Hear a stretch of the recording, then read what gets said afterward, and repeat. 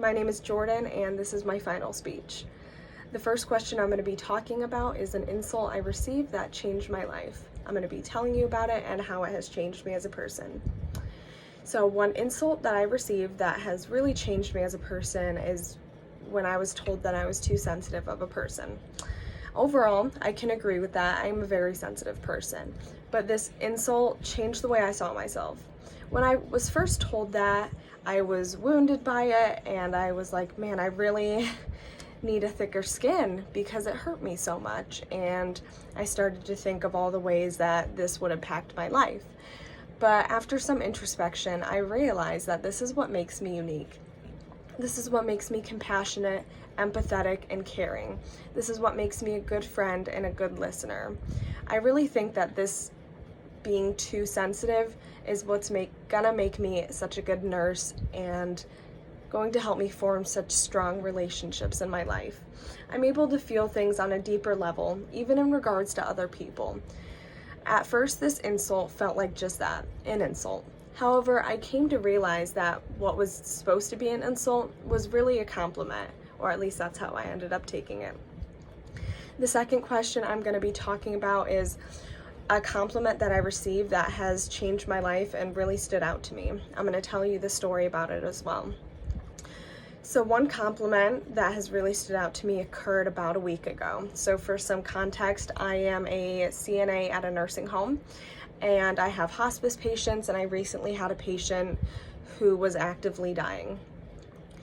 So I spent time with the patient and the family because we are allowing the family to come in and spend time, even due to our restrictions we have right now due to COVID. So the family was in there, and I was spending as much time as I could in the room with my resident, and I was talking with her family. And she ended up telling me on the last day that I saw my resident before she passed that she wished there were more people like me in the world who cared as much as I did about my patients. I was always the CNA who was able to calm that patient down. She was easily agitated when people tried to feed her or bathe her or clean her, but I would always talk to her, and I was always the one to calm her down and feed her, and she was really able to stay calm, and I felt like always really listened to me even though she couldn't really verbalize it. I explained all this to the daughter. We shared laughs, stories, and tears while we sat by the resident, my resident, her mother, and it was a really beautiful bonding experience. And when she told me that, I felt elated. It felt like such a big compliment to me, and it made me feel like I was making a difference, even if it was just in one person's life. This made me realize that even though I'm a sensitive person, it wasn't such a bad thing to be this way. Another question I'm going to be talking about is in terms of my future career, how my communication skills improve my job performance and success. What would I like to improve in terms of my current communication skills? In my future career as a nurse, my communication skills will definitely improve my job performance and success. Nursing revolves heavily around patient communication, education, and a lot of speaking with your patient and getting to know them. Now, after this class, I'm very aware of how nonverbal clues impact your verbal communication. If I focus on my body language, as well as my facial expressions, tone, and everything that enhances my verbal communication, it can make what I'm saying more powerful and get people to really listen to me. Something I would still like to improve on is my public speaking anxiety. I still get nervous speaking in front of large groups of people, whereas smaller groups of people I feel more comfortable in.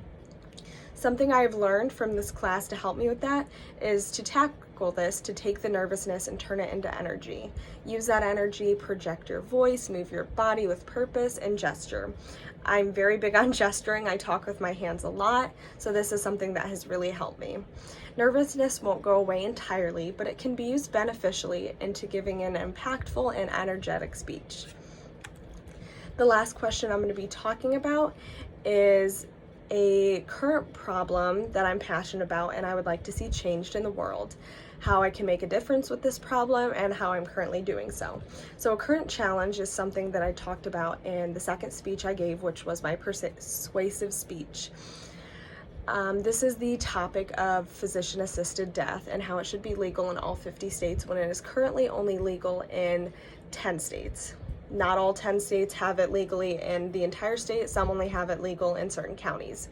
So I've been actively raising awareness about this by educating people, starting with my friends and family, about misconceptions about physician-assisted death, what people think it's related to versus what it actually is and the facts about it. I've been trying to break down stigmas around it because there's so many around it that simply aren't true.